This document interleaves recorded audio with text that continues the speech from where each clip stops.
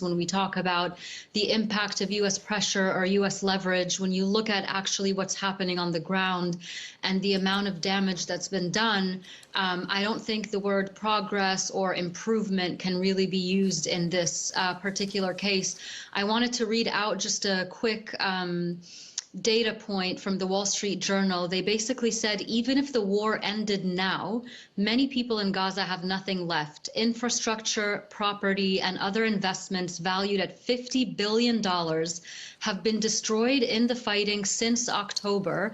That's equivalent to roughly 2 decades of development support to Gaza. So just to give you a sense of the extent of the damage that's been done since October, decades worth of development assistance to Gaza, and we see it still continuing, as the Israeli military and the Prime Minister said that they see this going well into 2024. So that's really where we are right now. Do you think it'll go well into 2024?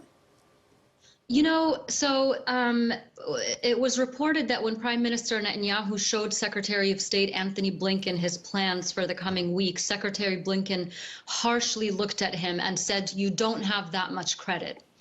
But we've heard that before. We've heard before people, analysts, government officials saying Israel doesn't have that much credit left. They don't have that much, leeway left, maybe 1 week, maybe 2 weeks. And so when Secretary Blinken is reported to say that now, after that much damage has been done, literally coming days after Israel said that it will continue this campaign through January of 2024 at least. That's another 2 full months of a campaign that has so far destroyed the majority of the north in Gaza, has destroyed the south, has killed 15,000 people, almost half of them children. We're looking at 2 more months of that.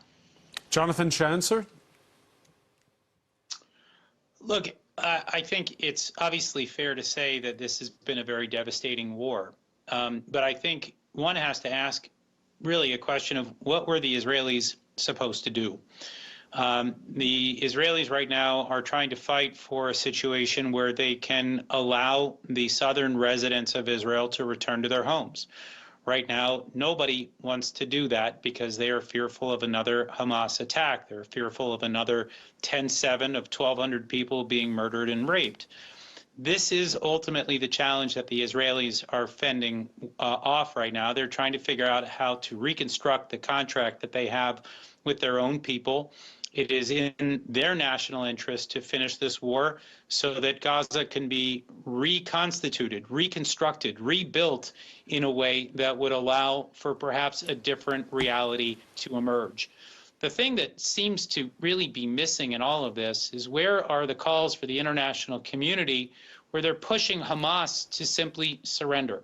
This would be the easiest way out of this war if we could try to engineer something along the lines of what happened with the PLO in Lebanon in the 1980s. This would ultimately, I think, save us a lot of really just terrible things that could happen in Gaza over the next several months. I do believe that this is a campaign that is likely to last for another 1 or 2 or perhaps even 3 months, and I would suspect that fighting may continue long after that. But where are the Turks? Where are the Qataris? Where are the Iranians, the Lebanese?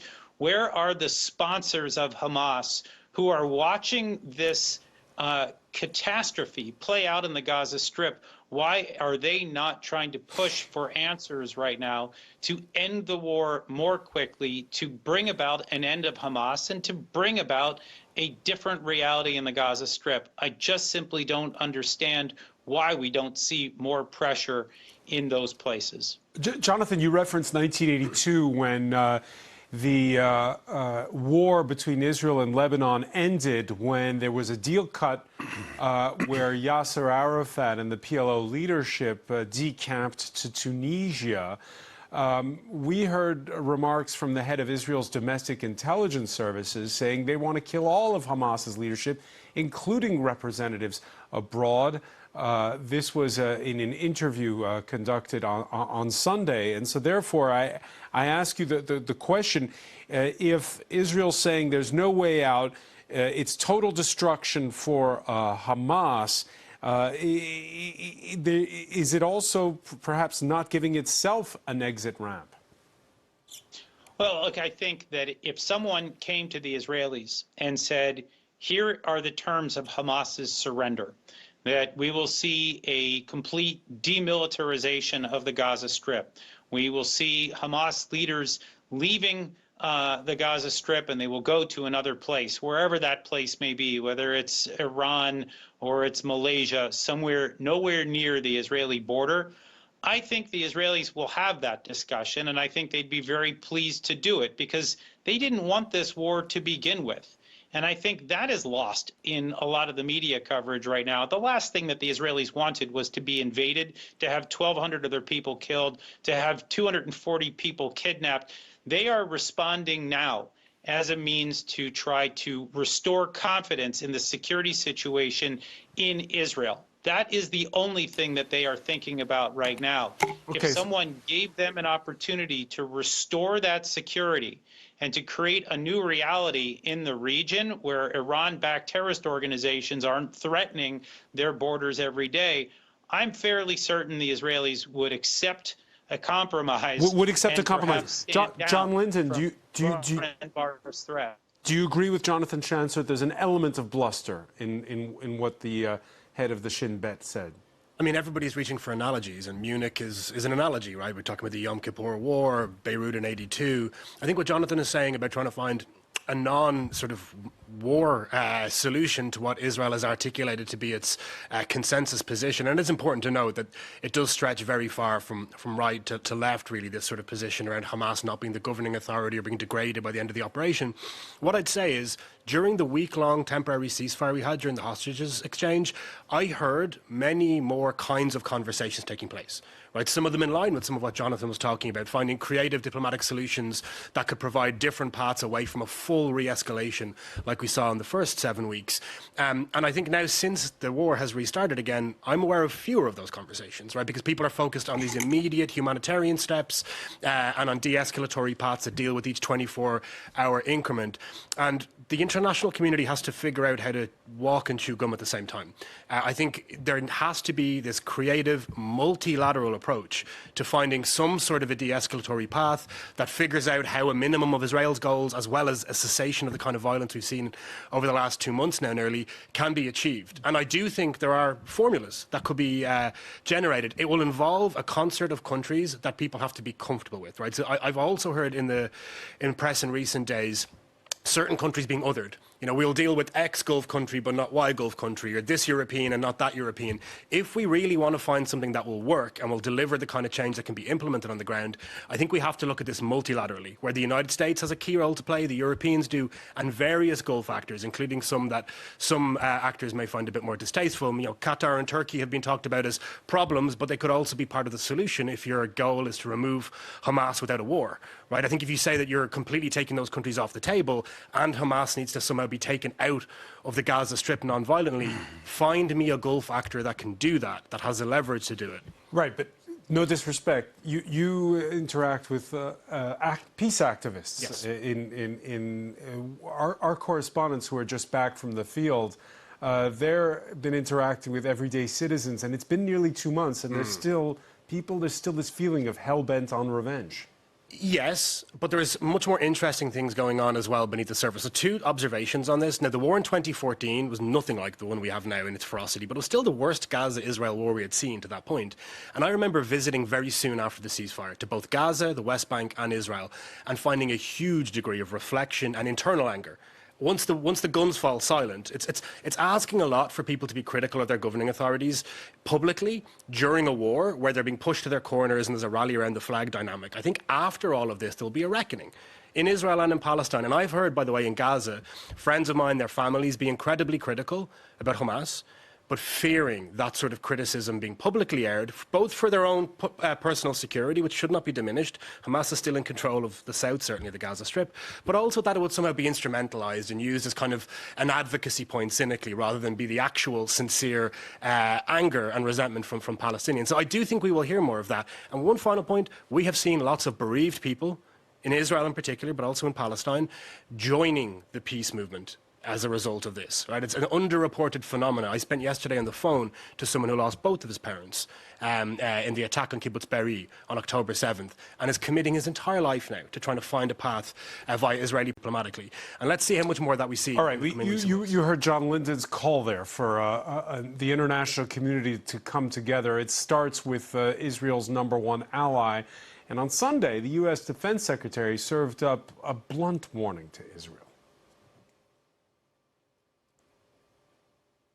You see, in this kind of a fight, the center of gravity is the civilian population. And if you drive them into the arms of the enemy, you replace a tactical victory with a strategic defeat. So I have repeatedly made clear to Israel's leaders that protecting Palestinian civilians in Gaza is both a moral responsibility and a strategic imperative.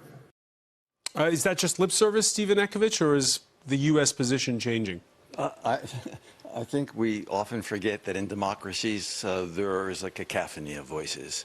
We hear the Secretary of Defense say one thing, we hear senators say another, we hear the president making other propositions. Let's not forget that we're coming to a presidential election soon. The president has to deal with two very important constituencies to win re-election if he's going to continue to be a candidate. He needs to continue to have the Jewish vote, particularly in a state like Florida, which can be close. But he was elected last time because of the mobilization of the youth vote. And we see by the polls that the young in the United States are increasingly than in the past more Palestinian. So the Secretary of Defense, let's not forget, also has to express certain points of view that are going to help his president. And not undermine. So this is purely about domestic politics. It's not only about domestic politics, but we tend to forget the dimension of domestic politics when we're analyzing the geopolitics and the geopolitics of the region. I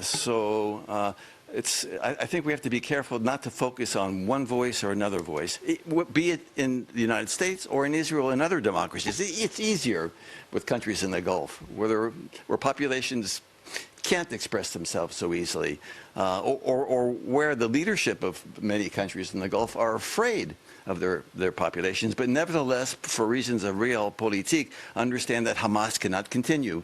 So there's a real gap here. There's a difference then when we're analyzing the strategy of democracies and the cacophony of voices in a democracy, including Israel, and other countries which are not democracies and authoritarian, but nevertheless have to deal with, and sometimes they're afraid of their population. Qatar has a very small population. The Qataris, it's something like 2 million Qataris. That's only 10% of the people who are in Qatar. They don't have to worry about their population. They have a lot more room for maneuver, the Qatari leadership, than most other countries. Let's say the Egyptian population or the Saudi population. So you're saying you have to deal with a lot of different variables. Jasmine El-Gamal, you're somebody who knows the inside of the Pentagon. When you hear Lloyd Austin talking about Israel running the risk of replacing a tactical victory with a strategic defeat, is that about politics, or is that just about military analysis there?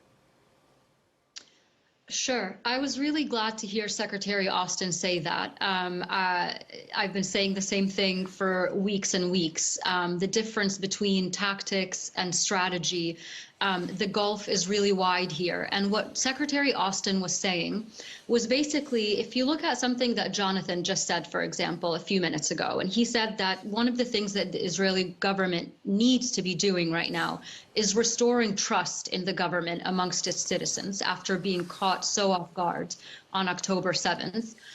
That's their short-term goal. Their long-term stated goal, Israel's long-term stated goal, is to have lasting security on its borders.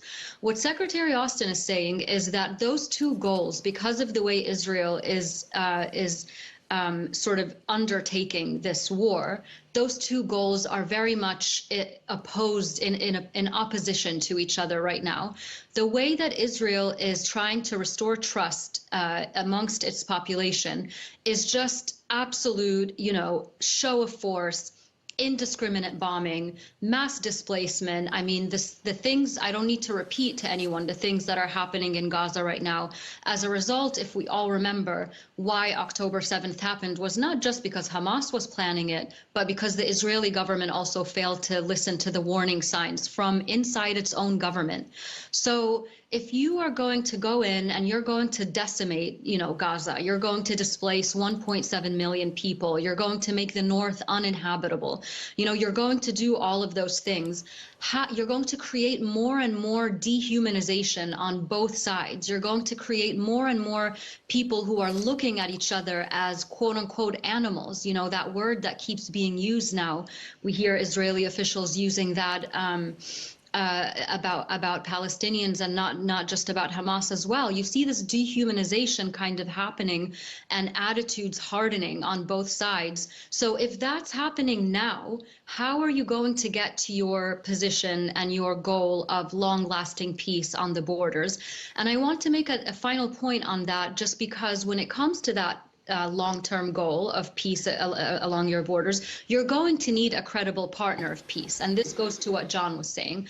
When the international community, when people sitting in Washington or other capitals talk about the need for a two-state solution, both the Israelis and the Palestinians have to put up politicians, governments that believe in a two-state solution. And right now, we have seen unequivocally that the current Israeli government does not believe in a partner for peace on the Palestinian side. They refuse to deal with the Palestinian Authority. Prime Minister Netanyahu consistently says that he won't allow the Palestinian Authority back in the West, back in Gaza the day after the war is over. So who is this magical actor on the Palestinian side that will somehow be representative of Palestinians, but also pass muster with the Israeli government? And to have them accept it being back in Gaza. And so, a lot of things are just not really adding up here. And that's what Secretary Austin was saying. Strategically, you are not making the right decisions, and you're not setting yourself up for long-term security on your borders. Well, Jonathan Schanzer, again, is Israel talking itself into a corner? Do you agree with what Jasmine is saying?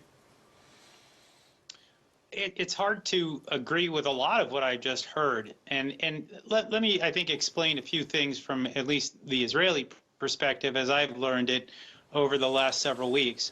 First is that fighting in Gaza, it's almost impossible to do this cleanly and easily. This is, of course, one of the most crowded places on earth. And yes, there will be the need to have populations moved as targets are struck where Hamas is using human shields, where they are using high-density apartment buildings, and when they are using the tunnels that exist beneath the ground, and they're firing from alongside civilian structures. We've heard Hamas talk about this. They don't care about the Gaza people. They don't care about governance. This is, I think, perhaps an open secret about terrorist organizations. They don't govern well because they don't care about the populations they purport to represent. Hamas absolutely personifies this 100%, and it's a difficult fight. The Israelis, I think, would rather not have to fight at all, but they have made a decision that they need to destroy Hamas because of the violence that was perpetrated on October 7th. And now that they're in Gaza, they're finding that it's not easy. And by the way, Hamas is finding that it's not easy, and so are the people of Gaza. It would be wonderful if the people of Gaza could temporarily move to the Sinai Peninsula where they would be in safety. The Egyptians have not allowed that to happen, and the international community... Jasmine was making the point that right now you need interlocutors to be able to think about what everyone's been talking about, the day after, and that this is not an Israeli government committed to a two-state solution. That same State Department briefing, the United States saying it thinks the Israeli government needs to prosecute Israeli settlers who engage in violent activities against Palestinians, thus throwing more fuel on the fire. Do you agree with Jasmine on that point, that to prosecute this war, you need people who have foresight to what happens after? Look, as far as the settlers are concerned, if they're engaging in violence that goes beyond what the state has sanctioned, absolutely, they should all be arrested. They should all be put in jail. They should be branded as terrorists. I think we can all agree on that. But if you look at what the Israelis have tried to work through over the years, there is no partner on the other side. Abu Mazen is 18 years into a 4-year term, and he's been funding the families and the terrorists themselves that have carried out attacks against Israel. There is no interlocutor in the West Bank. It would be great if there were, and I welcome the day that we see new leadership step into the Mukata compound in Ramallah. That would be a wonderful day where Israelis would actually have some confidence in the Palestinian leadership, where they'd be willing to work with them. But the Israelis still remember the Intifada of 2000 to 2005, where they went out on a limb offering a deal that was rejected by all Palestinian factions, and a war subsequently took place for 5 long years. The Israelis have yet to see someone step in since then that would inspire confidence and that would give Israelis a sense that a viable Palestinian government is going to take charge. What you see right now out of Benjamin Netanyahu is skepticism about the Palestinian Authority taking over the Gaza Strip for a reason. Abu Mazen is barely the mayor of Ramallah right now. So we need a lot of change right now, but it certainly doesn't begin and end with the Israelis. They are part of the problem, but they are not the problem. There is a much more complicated puzzle that needs to be solved in the region. It does not help anything to point fingers only at the Israelis right now. John. Yeah, I mean, part of the problem with this conflict is people decide that everything is all one actor's fault, right? And their priors will kind of dictate which of the actors they decide to apportion the most blame to. And it's a little childish, right? This is a very complicated, I know it's a cliche, conflict where all of the variables, and I mean all of them, are misaligned. Leadership in each one of the territories, Gaza, Israel, and the West Bank, if your goal is a two-state solution, you wouldn't really want to start from here. But also, we have internationally a huge deal of the blame also, where there's been lip service for a two-state solution for pretty much 2 decades now, with almost no policy backing it up, no real diplomatic efforts. It's simply become a talking point that allows us to kick the can down the road. And I think there needs to be a real reckoning. Electorates in both societies have to reckon with where we've gotten to, which is the worst moment in the history of the Israeli-Palestinian conflict, but multilaterally, internationally, amongst us. Okay, so let me just get, because earlier I asked Stephen Ekovich about whether or not the U.S. position is evolving. On a weekend visit to Qatar, France's president urging Israel to serve up a realistic, time-sensitive plan for its military operation. I think we're at a point where the Israeli authorities are going to have to define their objective and desired end state more precisely. What is the total destruction of Hamas, and does anyone think it's possible? If it is, the war will last 10 years. Now, in fairness, Emmanuel Macron has been among those who said, I'm one of the ones who took their eye off the ball when it came to this. How much credence do we give to his words and his warning there? I think it's a question that needs to be asked. We have to define what degrading looks like. I mean, I'll be honest also, I was in Washington very early on in this war, and there are definitely people in D.C. privately asking questions around what success looks like. I mean, President Macron is now saying it publicly from a podium. I think the instinct that he has to be able to look at the day after, he was the first leader, to give him credit, who arrived in Israel and, yes, gave full backing to Israel in order to respond to Hamas's attack on October 7th, but also talked about this diplomatic horizon, about the need for a two-state solution. He was the first of those G7 leaders who arrived who did that. And I think we need more of that. More of, in addition, as I said, to dealing with what's happening day to day, and it is devastating, beginning to sketch out what an actual diplomatic solution looks like. If you want to fight for the hearts and minds of those young, particularly Palestinians, but also Israelis who are making their mind up now, only 5% of Israelis currently believe in the idea of conflict management. It used to be the governing ideology, from centre-left to far-right inside Israel. It's collapsed. People are now looking for new alternatives. Some of them are quite scary, but they're also, I think, willing to look and examine at diplomatic ideas and non-violent ideas. And for Palestinians, the average age in the Gaza Strip is just under 17 years old. Many, many young people in Gaza who are looking at their lives, their homes, their families being destroyed, and are going to be asking big, deep, searching questions about what the future is going to look like. It's important for us internationally to offer an alternative to more of this despair. Something that's not just also wishful thinking and naive and kind of cliche cliche-ridden, but something that's really clear and tangible. You can look at it as an Israeli and a Palestinian and say, yes, if we embark on this path, non-violently, diplomatically, I think we can end up somewhere much better than where we've been. All right, it's going to take a while, though, to get to that point. Before there can be the long-term solution, there has to be what happens in the short term. Last Friday, the Reuters news agency reporting that Israel's government was considering a buffer zone for Gaza.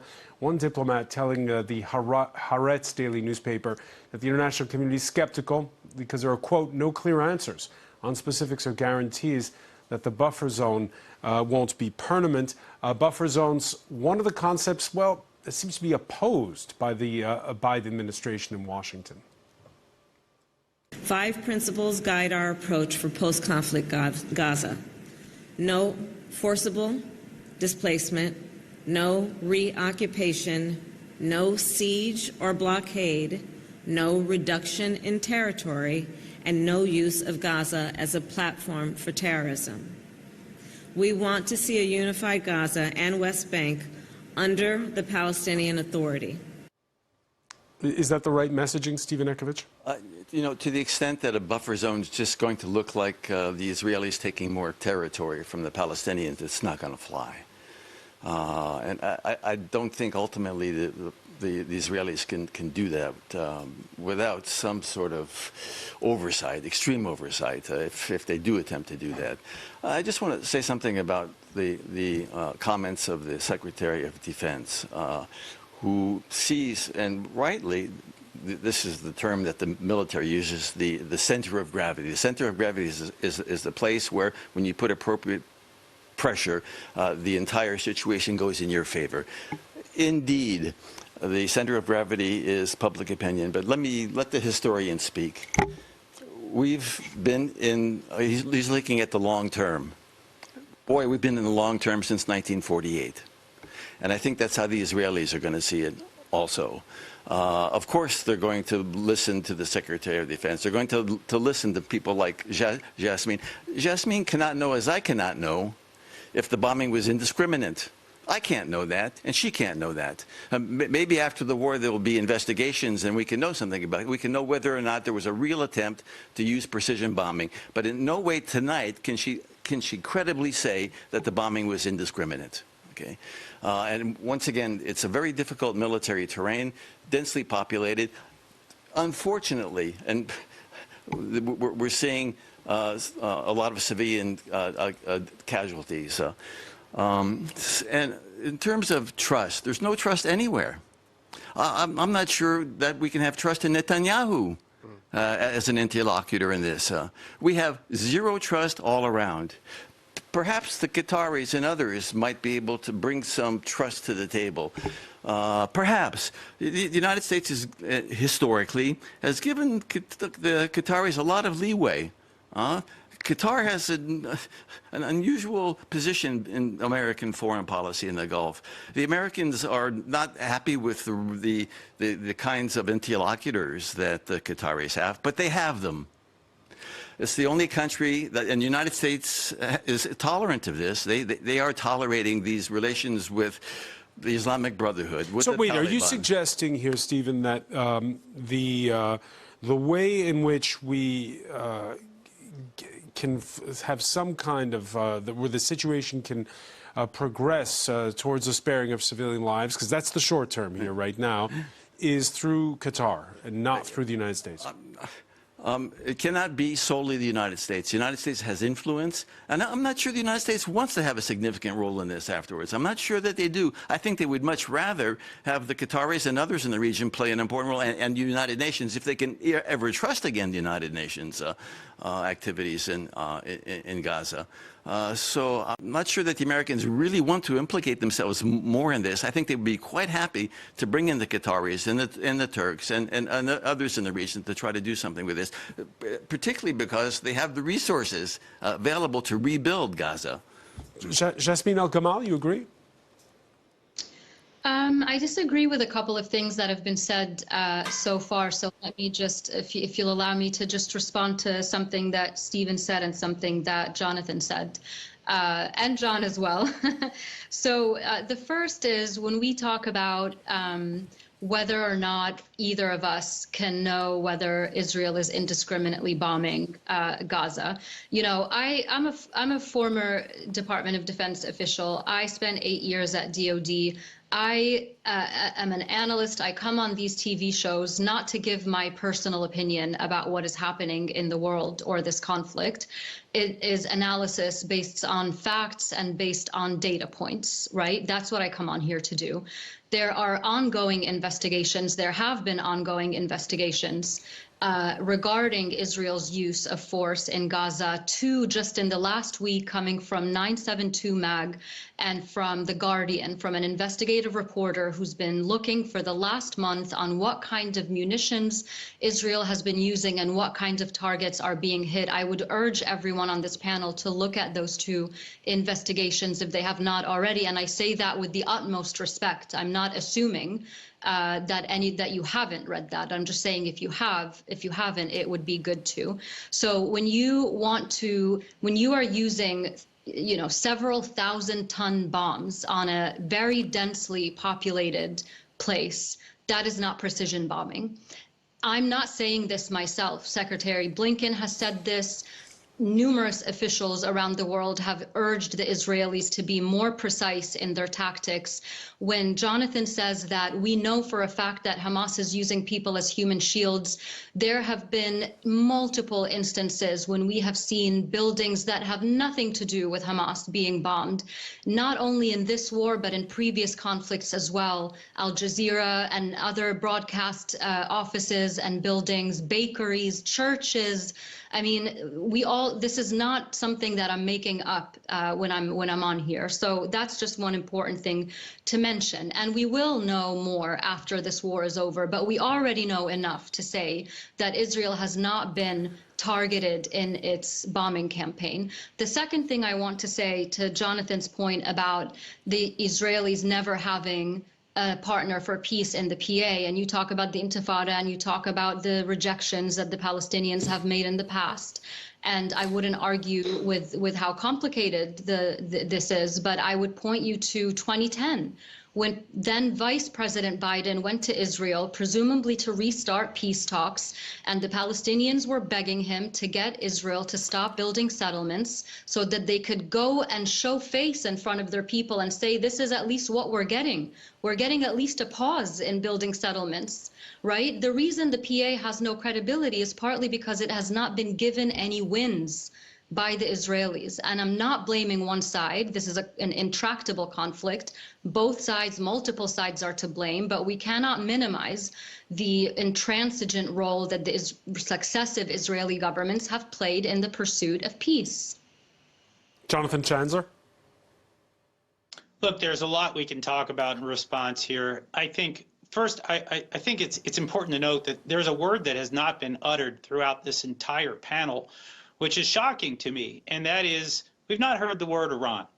And the Iranians, of course, are the sponsors of Hamas. They're the sponsors of Hezbollah.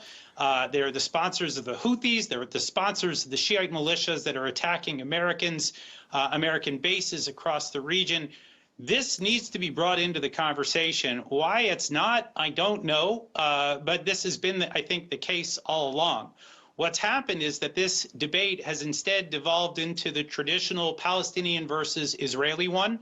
And I must say that I think a lot of what I'm hearing out of Jasmine right now sounds a bit like PLO talking points. And I think this is par for the course in a lot of these debates. There is no one that we can say is 100% wrong or 100% right in all of this. Mistakes are going to be made on this battlefield. What we do know is that an Iran proxy called Hamas carried out a slaughter on 10/7. The Israelis are now responding to that slaughter in an effort to defend their citizens from having to endure that kind of slaughter again. They are in the middle of a brutal fight in Gaza. Gaza is a very complicated battlefield. There are no definitive claims of war crimes, not from The Guardian, which is traditionally an anti-Israel publication, and certainly not from 972, which is barely a publication that anybody reads. These are the sorts of things that will be sorted out probably by Karim Khan, the prosecutor, the lead prosecutor of the ICC, who is in Israel and Ramallah right now trying to make sense of what's going on. I'll listen to him before I listen to 972 magazine. But we all need to be aware here that this was not something that anybody wanted to see out of Israel, certainly not anybody in the Palestinian Authority, and certainly not the Gaza population. This was a war started by a terrorist organization sponsored by Iran, and Iran is now watching from the other side of the world, giggling about this mess that we're talking about on your program. John Linden? I mean, yeah, let's examine. I mean, Iran. Jonathan's right. Iran's role here is really important, right?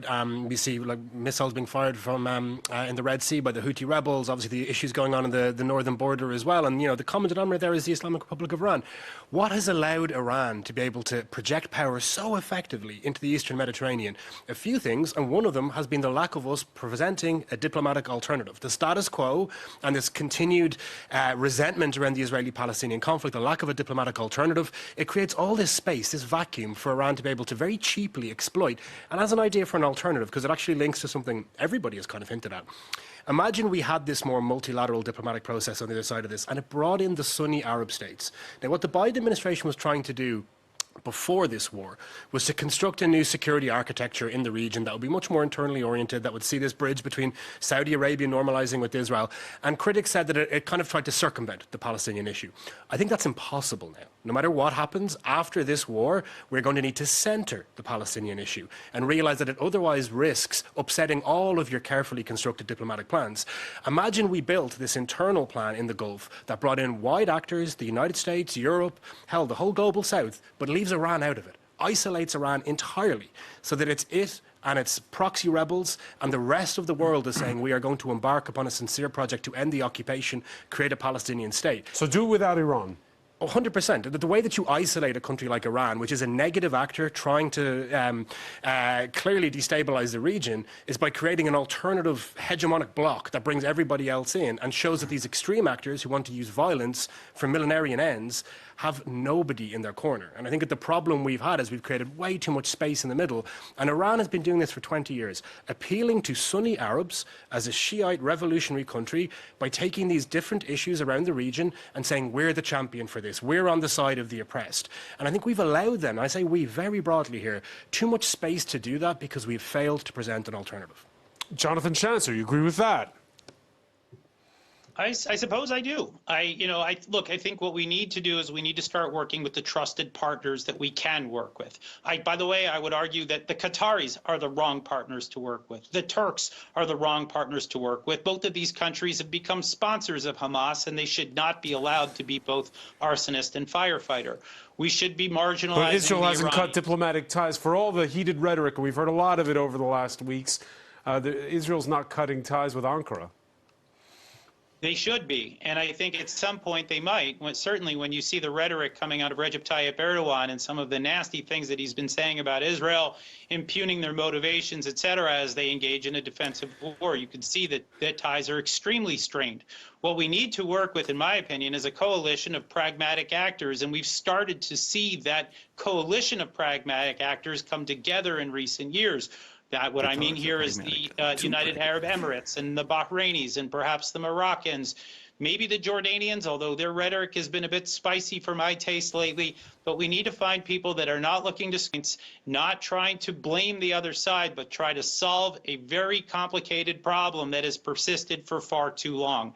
That's where this needs to go right now. And one does get a sense that this crisis has reached a boiling point that perhaps might finally force people to think about how we can de-escalate rather than escalate. That would be a welcome change of tune. Oh, so there may be light at the end of the tunnel, Stephen Ekovich. But how broad a coalition do you bring in? Again, I'm following up on John Linden's counterinsurgency theory of peacemaking here. I can't answer that now. I'm not sure anybody can answer it now. I think everybody's groping here to see what can be done. Why did the Americans put up with Qatar? Well, it's because they have relations with people that we detest, but they very cleverly are punching above their weight. So it's a small country. I mean, its resources are gas and oil and the protection of the United States. Precisely because it's positioned itself in this situation, it's become an effective player in terms of realpolitik. We often make these ethical arguments, the arguments about supporting and advancing diplomacy. That's all good. In the end, it all comes down. It's the professor talking. It all comes down to power, and in this particular instance, the diplomacy is going to depend on the military situation. It's going to depend in the long term of history, it almost always has. What happens on the battlefield is going to shape the parameters of the possible de-escalation and diplomacy. Jasmine El-Gamal, the coalition for building peace depends on who's got the power? Sure, and there are different kinds of power. There's military power, there's diplomatic power, there's credibility. I mean, these are all factors that have to be taken into consideration, but I think it's incredibly unhelpful. And by the way, I would just really be remiss not to say that I find it incredibly unfortunate and disrespectful for Jonathan to ignore the multiple points that I've put on this table for debate and dismiss me as spouting PLO talking points. I did not disrespect you in that way. I have been very careful about what I say and how I say it to every person on this panel, and I don't appreciate being sidelined in that way. You can easily respond to my talking points without saying that I'm spouting PLO talking points, because every point I've made is valid and deserves an answer in its own right, and I would appreciate that respect the way I've shown it to you.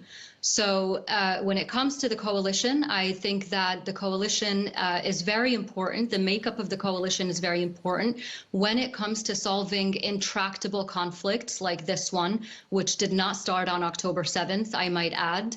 It is incredibly important to bring in a range of actors. Whatever people think of Qatar, whether they think it's a good actor, a bad actor, or a neutral actor, it has a seat on the table because it can deliver things like the humanitarian pause and the release of the hostages from the Hamas angle. So when it comes to assembling this table, sort of table that people are going to sit on to negotiate an end to this vicious conflict that's gone on for way too long, every person and actor and party that gets a seat on that table has to come with something that they can deliver. And that's how we have to think about assembling this coalition. We're unfortunately out of time, but I want to thank you, Jasmine El-Gamal, for joining us from London. Jonathan Schanzer in Washington. I want to thank as well John Linden, Stephen Ekovich. Thank you for being with us here.